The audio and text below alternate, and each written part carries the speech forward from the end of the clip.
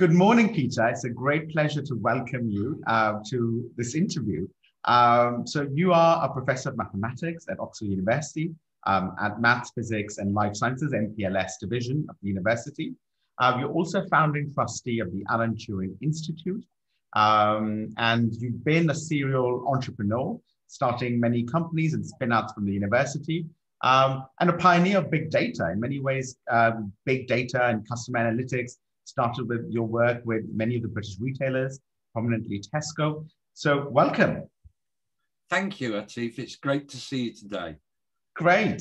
Well, Peter, you've written a new book called Leading Within Digital Worlds.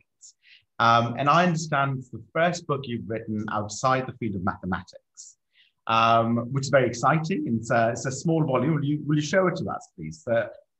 Yeah, I wrote this book sitting in the garden last year, and its purpose is to touch on some things that technical people like myself don't often think about and don't often talk about until we're faced with some real dilemmas or difficulties in our careers.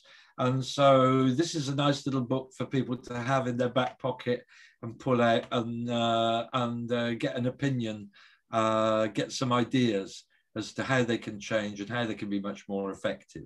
And in the course of that, we have to deal with a load of stuff like why companies collaborate, strategy, leadership, how to deal with people and so on. And so that's what I'm hoping we can talk about, because anybody watching this will get some idea of the jungle out there and the sorts of things that they may need to put into their locker. Absolutely, Peter. So one of the key directions in which the world is going, of course, is much more use of data scientists, machine learning engineers, software engineers. So even non-digital companies now have much larger departments and colleagues that come from a science background.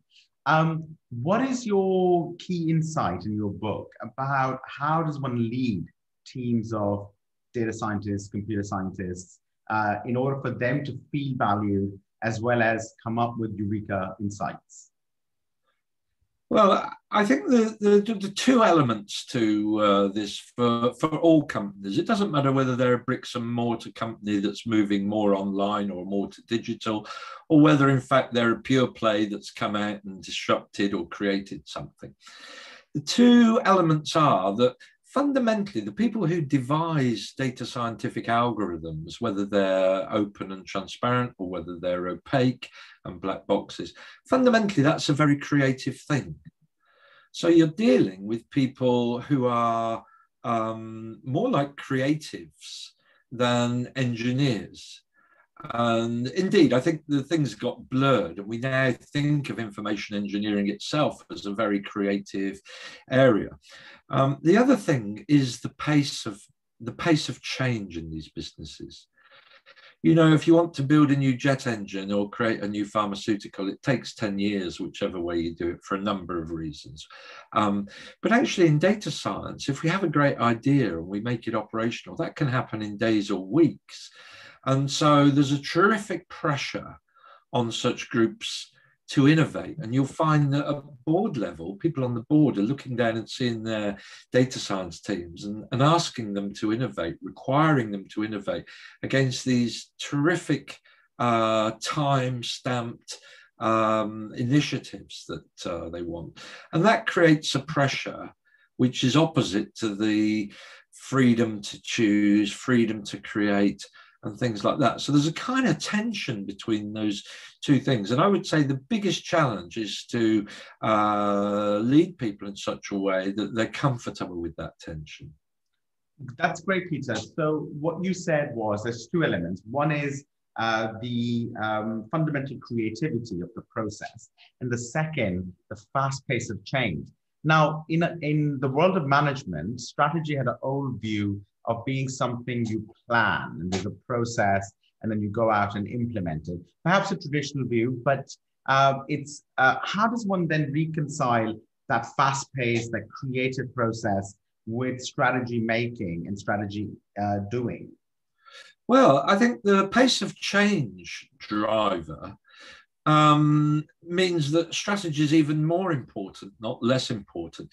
You have to be very clear-eyed about what the best use of your time is and what actually will contribute, rather than chasing everything down. Mm-hmm. So I often say to people, look, a strategy is three things. Mm-hmm. And there's a great book by Rummelt on this called Good Strategy, Bad Strategy. Mm-hmm. And he says a strategy is three things.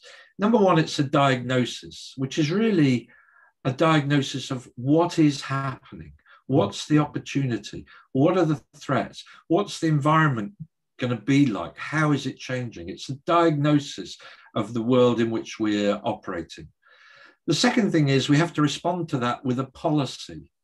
That's a general idea of how we're going to operate, the sorts of things we're going to do, the sorts of priorities we're going to make. Mm-hmm. And really, a strategy without a policy and priorities isn't really a strategy. Mm-hmm. And then finally, we need some coherent actions. That's a set of actions which are about enacting the policy in the light of the diagnosis. Mm-hmm. And so a policy might be, we're going to recruit the best people we can find, and we're going to become excellent through recruiting even better people than we've already got. And so clearly then the coherent actions would be to make sure everybody in the organization, large or small, was looking for the most talented people all over the world and seeking to bring them in.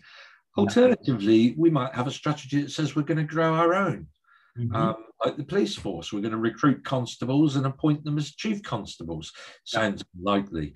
So those are the three things. And I would say to everybody, whether you're in a company or whether you're in an organization like a university or an NGO or whatever, and someone points to their strategy, just sit quietly and see if they can satisfy those three parts of the definition. Of course, that's not everything, but it really does get it down to some essentials, which are actionable, coherent actions, which apply a policy, which create priorities within the paradigm of a diagnosis.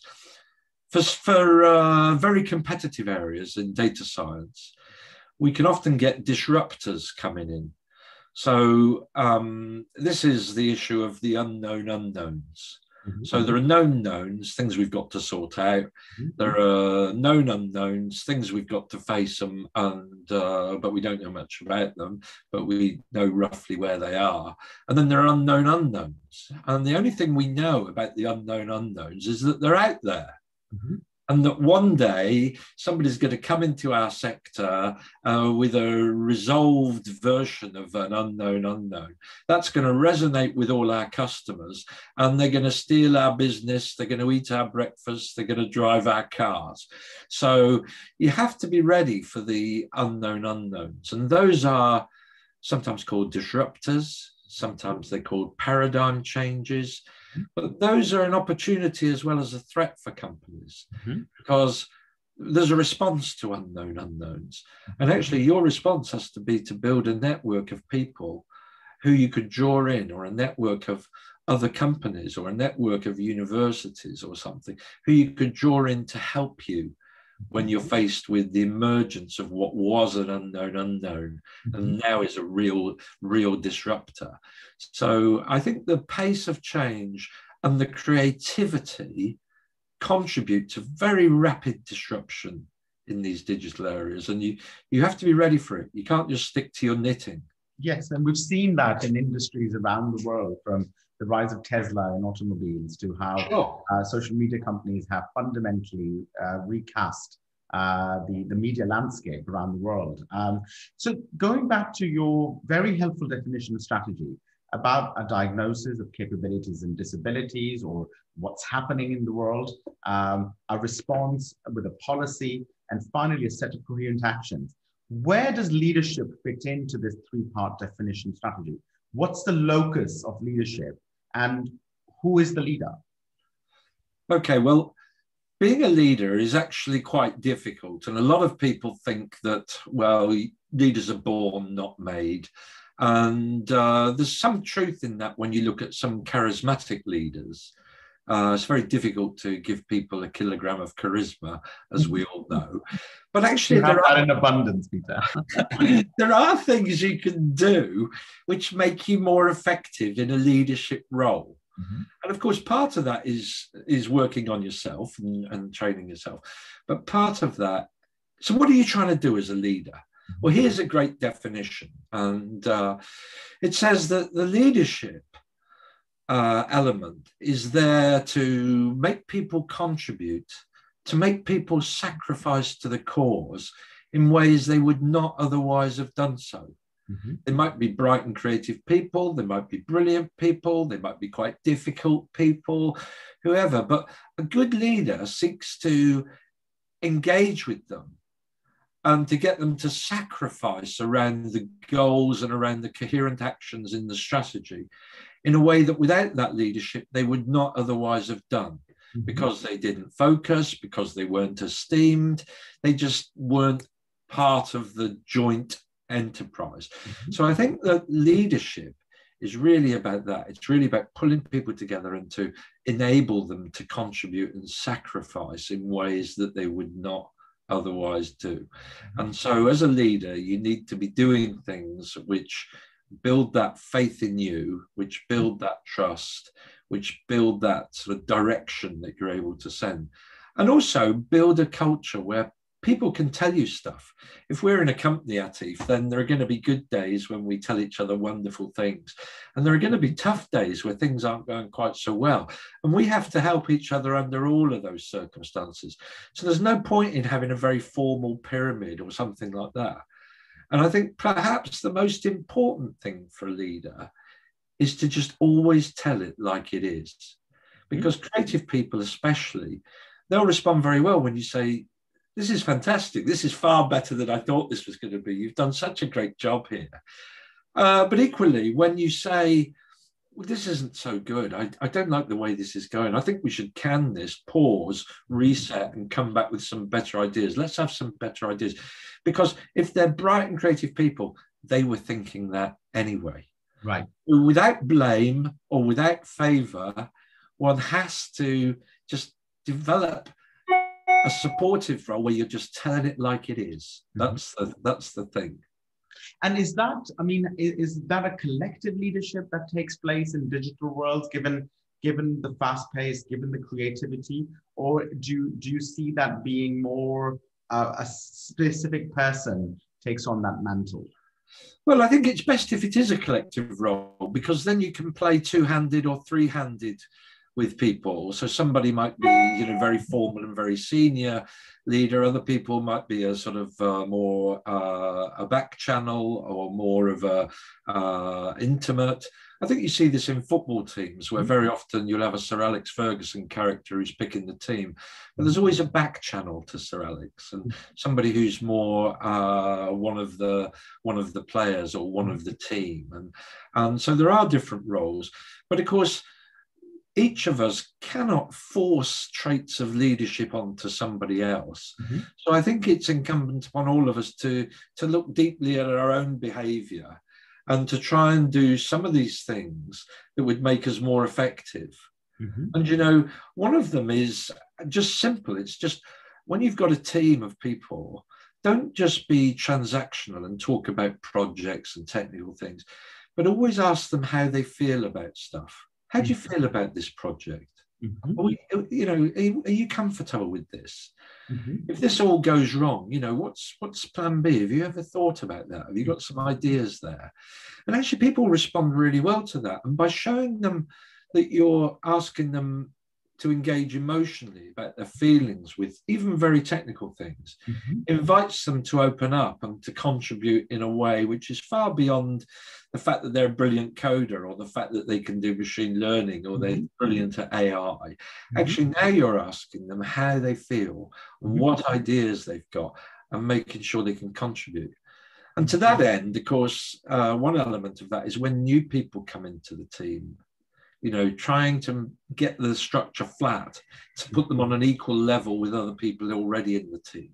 And I think that there are ways of doing that. We can probably talk about those at another time. There's a well-known, potentially a myth in the world of software, that some programmers, some data scientists can be 10 times as productive as their peers. And often, big tech companies are in a race to find people like that, and because it just makes so many problems go away so much more quickly. What leads some people to be, orders of magnitude more productive than their peers, despite similar back? Is it intrinsic motivation? Is it leadership? What is it that sort of aligns these stars for them? Oh, that's a great question. So at the top level, I think there are two sorts of developers. Let's call them terrorists and gardeners. Now, when you're in the mode where you want to do some rapid application development, we're really just trying to see the art of the possible. The whole thing will be on the table in front of us. And what I like to do is to give that to somebody who moves very quickly, who's sitting maybe talking to more theoretical people about the value that they can add. And they take a real pride in producing something that's effective very quickly, in adding bells and whistles, trying out feature function. Here's a way to visualize this. Let's just try that. Oh, yeah, that worked really well, and stuff like that. And what they're doing is they're constantly innovating around things that maybe weren't in the original spec or weren't in the original requirements. But now, once you get to that rapid application development phase and you've now got a prototype, then of course what you need to do is to start again from the bottom up and build something that's operational, that isn't going to fall over, that's well documented, that has different classes of users and access and security and all of those things. And that's not a rapid application developer, that's a gardener. We've been through the terrorists who actually produced something that was radical and really exciting. And now what we're trying to do is to pour cement on so that it's supportable and those sorts of things. So in my mind, I always had in my team, radical terrorist rapid application developers. And I used to love sitting next to those people. Or if I didn't, I'd get someone else who's theoretical. I don't drive a computer, I'm pencil and paper. So I'd sit down and I used to say, right, the coder's driving the car and the theoretician's reading the map. They would sit and work together. And some of the most fun things I've done is when I've developed applications by being the navigator to some mad terrorist who was putting it together. And then, of course, when it's successful, you then have to hand that over. And that's difficult because it's like giving up one of your children and letting someone else bring it up. But of course, we now need someone who writes responsible code, who sees problems ahead, who's worrying about tests, who's worried about verification, who's worried about the thing falling over the blue screen of death and all of those sorts of things. So I think at a top level, you can see that you've got two sorts and you need both. And you definitely mustn't confuse the two. So, I look at people and I think, have we got them in the right slot here? Should they be, thought of as slightly different? And I don't think you can mix them because they're after different things. The rapid application developer, the terrorist, is trophy driven. They've got a skewed view of risk. It's all about esteem for them. And the gardener is probably much more of a 9-to-5 person, still very creative. Or seeing problems, getting over these problems before I've even seen it. But it's a different mindset, and the esteem and reward and the culture is complementary. It doesn't mean we can't all get on when we go to the pub in the evening, but it's a different set of drivers, isn't it? So is your response then that people who seem orders of magnitude more productive are actually doing a different job? They are slashing and burning down territory, whereas the gardener may seem like a very steady, somebody who's just pruning and nurturing, but it's an equally important role. It may not seem as exciting and explosive, but that's precisely what they're there not to do.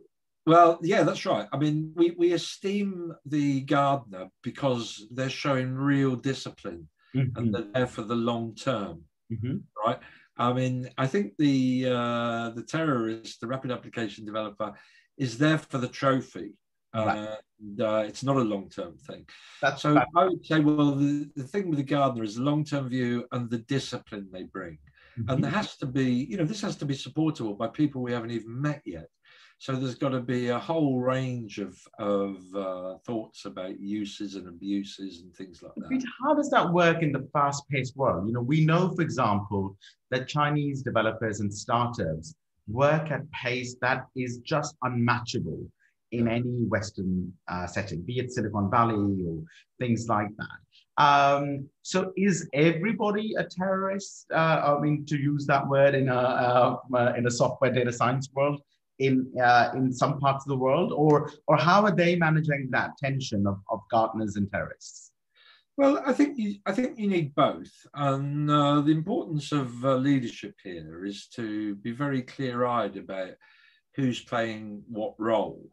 You know, we don't let the right back play centre forward. We don't let the centre forward play left back. It just doesn't work. So I think having that view, I don't think especially there's, you know, geographical or cultural generalizations, but you know, others would argue in some ways. But I think it's more important that if we're trying to build an enterprise or trying to build a venture, that we're open to the fact that we need different types of people. We need people who do something very rapidly and, you know, provide great prototypes, and we need people who will show great discipline and put a huge amount of quality.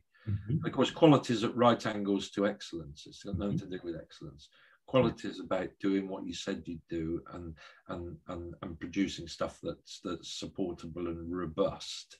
So I think you need both, and I think we as sort of leaders need to be constantly on the lookout for different types of talent and see how they put together in the pot. So Peter, going back to your very helpful definition of strategy as diagnosis, policy as a response to the diagnosis of the situation, and a coherent set of actions, how have you applied that in your various startups? Well, usually when we're in a startup situation, we're in a kind of dash for revenue. Cash is king. You've maybe got some founding revenue from investors, or maybe you've self-funded or something like that, or even better, maybe you've got an initial client who signed up right away. But actually, money and time are tight. And so you've got to be really, really clear about what's going to get you through to the quarter end and the year end. And, you know, that's the way it is. We don't have the luxury of setting out a 3-year program usually where we'll be profitable in year 3 at some point, you know. A disaster for companies is to go through their early investment and then find that they can't proceed further without raising more, and that's some of the most expensive money they'll ever get in terms of equity. So I think that being very, very clear about what is on your critical path and how you get to early revenues and who are going to be your flagship customers. I always say to colleagues, I say, look, what don't you understand about the 3 little words, early adopter discount? People want to come in and they'll come in early. We'll give them a discount if they'll give us a reference. Because, you know, customers are often like dominoes in sectors, and, you know, you need the first one, and never be afraid to say, well, there's a benefit for us in co-investing with the first flagship customers, providing they'll do some extra things for us. We're co-investing. And what do I need? Well, I need public references. I need them to testify to the ROI, to the experience of working with us, and all of those sorts of things. So I think the discipline is to have a policy about how we're going to operate and have coherent actions. And when other things come up, think very carefully before you chase those down. Right. And how do you then prioritize? So what is your rule of thumb to saying no to stuff? Well, if I get opportunities and I like to sort of qualify them as if it's a project. You know, when you go to a meeting or something comes up, then you get a vote at the end of the meeting as to whether you're ever going to go to the next meeting or not. And if you qualify it out and you say, well, I'm not going to go to the next meeting, you've saved all that time that you were going to invest and possibly waste away. And now you can invest it on a different project or on a better potential customer or on a different idea. So I encourage people to sort of review propositions and meetings just as if they had a tech list. And so if I was talking about working with another company, I would say, well, did they spontaneously say things I believe? Because otherwise I'm going to be doing education all the way. Are they data ready? Do they actually have, where is the data? Do we know where it is? Does it need 3 months of prep? Do they have a champion on their side? Have they got any money? How does that work? How do they sign these things off? Did they tell me? You know, often if people don't say to you, Atif, you know, how much is this? You know, where are you getting these prices from? And they're not really thinking about paying those prices. But as soon as they start to argue about price, you know, they want to be a customer. They're just worried that they're going to be, or they might say things like, well, who else are you working with? To which I'd always reply, well, we're going to work with everybody in your sector. Yes. And because I can't tell them, because if I leak about someone else, they'll know I'll leak about them. So I can't say, and we, you know, sometimes I say, well, we can't go there. You know, we can't go there. But nevertheless, people do ask, and it's a buying signal. They're saying, crikey, have these people gone to my worst competitors? You know, and it's, so I very much... There's a paradox there. So one thing I really like is that one needs entrepreneurs to be very rigorous criteria to make decisions, and almost like set up an algorithm, and if something doesn't check off, it's a no, you know, to save yourself time. But the paradox... I always encourage people to have a checklist. I just say the one I hate is when you go and see someone and at the end of the meeting they say, this has been great, can you come back next Wednesday because we want you to meet some more people in the company. Right. So that's just free consulting for them. I mean, you know, so... The paradox is you mentioned about lead customers and getting references, but then now you just mentioned about not talking about past customers. So how do you square that, that particular tension? Well, we've got a company going at the moment, which is an Oxford startup called Global Trade and Transport Analytics, which is doing maritime trade and transport all over the world, as the name suggests. And of course, there are some people in those sectors that would be fantastic references. If you know, some people who are sort of so dominant that if they came in, then lots of the sort of middle market would just fall into line because they'd want to see what the big boys were seeing. And so I think the way to do it is to see your lead customers as almost like a go-to-market partner, really. They don't think of it like that. They're thinking about themselves and their own connectors and their, you know, the important 12 months lead they've got over everybody else and all of that sort of thing. But in some way, they're partners. Because the very fact that they're in and you've asked them to become referenceable as a result of a discount, actually that will make other dominoes fall. So I think you have to be, again, quite clear about those priorities. And in fact, we make sort of lists of companies or individuals or networks that we dearly like to talk to anytime, any place, anywhere, Martini. And adhere to those priorities. So don't get pulled all over the place by, you know, other people coming forward, promising the earth and doing things. You know, keep to your discipline, keep to your script. Of course, sometimes you can review it and change, that's fine. But I think that you've got to see these early adopters as almost like go-to-market partners. Peter, you made a very important point, which is for many startups, a partnership with a much bigger player is existentially important. So if somebody's for the big company, a partnership with a startup is equally important to find renewal. They might be trying to grow in directions that they have no clue about. So from your work with Tesco back in the day on what became big data and moved in the direction of loyalty cards and essentially turned them into a big data company, that just would not have happened had they not had a partnership you know, with you. So how, you mentioned partnerships early on in the conversation as well, as part of your diagnosis, because the fast-paced world, because of unknown unknowns out there. One policy to mitigate that is to form collaborative networks, which may include universities and academics and startups and of course, much bigger established incumbents. Please tell us a little bit about what kind of partnerships work and what tend not to work. Okay, well, the best way to start is to try and stand in the shoes of a sort of large company that has seen that it needs to change, that it needs to get into new areas led by its customers or from push from technology or whatever's going on within their diagnosis. They know they need to change. And what are they going to need? They might need skill sets that they don't currently employ, probably need combinations of skills that they don't currently have.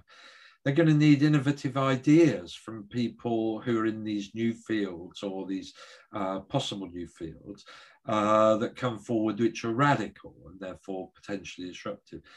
They're going to need some momentum. They don't want to start, you know, for all rugby players, you don't want to catch the ball and then start running. You need to run onto it. So they're going to need some momentum. Now, all of these things would be easy to assemble if you had a month of Sundays, if you could spend 2 years hiring the right people, getting them into the right place. But actually, by working with small companies and universities, we can start Monday. Mm-hmm. So I think I often say to people in the university, well, why would companies work with us? Why would they collaborate with us?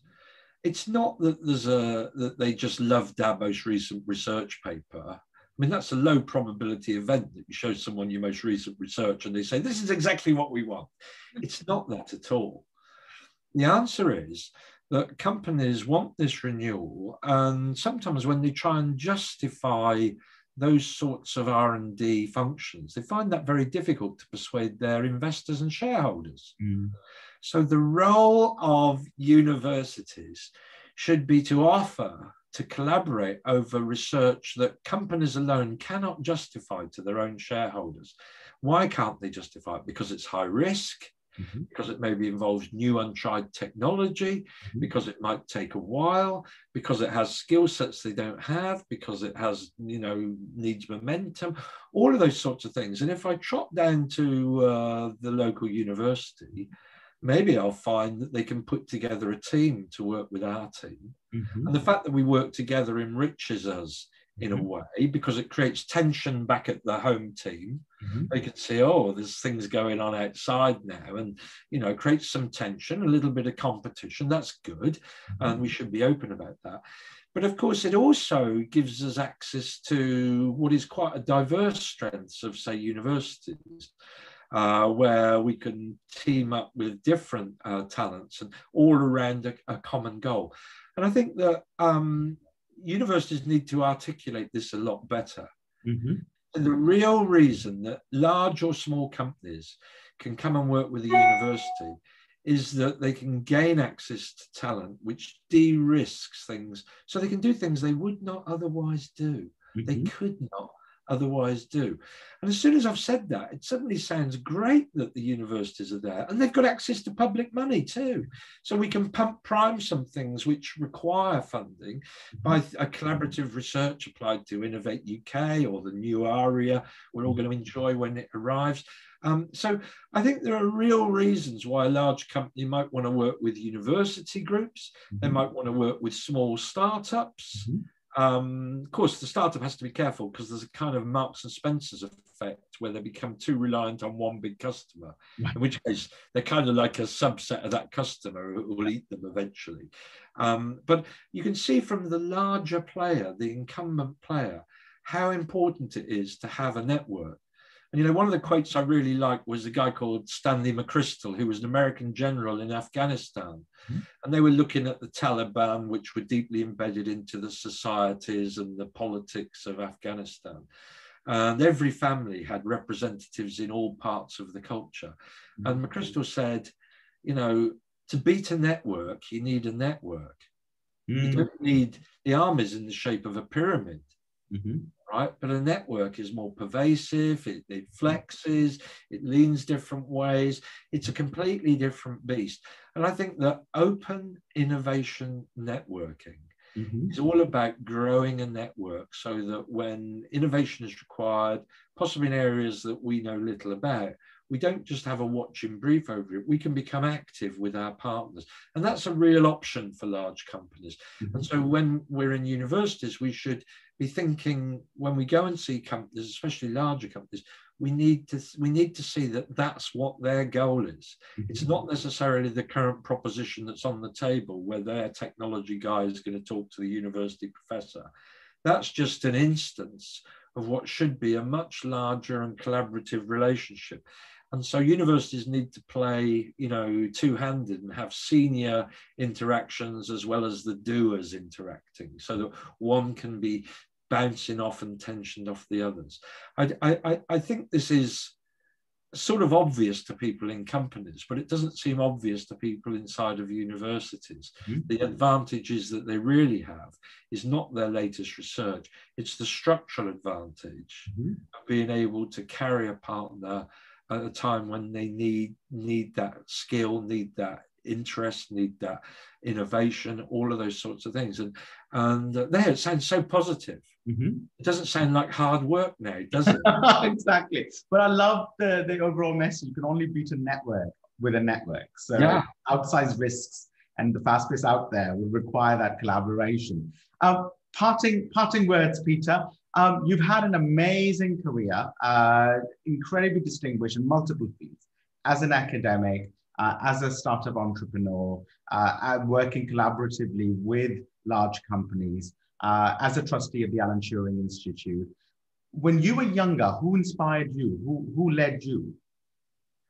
Well, my first career was as a university academic. Mm. And when I was 29, I left that and moved into a company because actually we had 3 children and I needed a better salary and some more opportunity for my growing family. But actually I was really lucky where I worked for some people, 2 people in particular in the early years, who were really very encouraging. I would sort of go into their offices and say, oh, I've had this great idea. We should work with these people in Spain on the Japanese project, and we should do this and that. And they'd say, just get it done. Go to Spain, go and set it up and go and do it. And so I was the beneficiary of people who really encouraged quite radical thinking. And said, okay, we can just build a group. You can go and hire some people to do this if you go and win it. Mm. So I was really incentivized to go and do things. And they never said, oh, this is an absolutely awful idea. Why don't you get back into your office and do what I thought you were doing this week? They'd sort of go with it and see this as a path for growth. I suppose they thought of me as perhaps more of a organizational terrorist than a gardener. But it's the same kind of thing. And I was really lucky that I worked for people who never said, oh, this sounds like a terrible idea.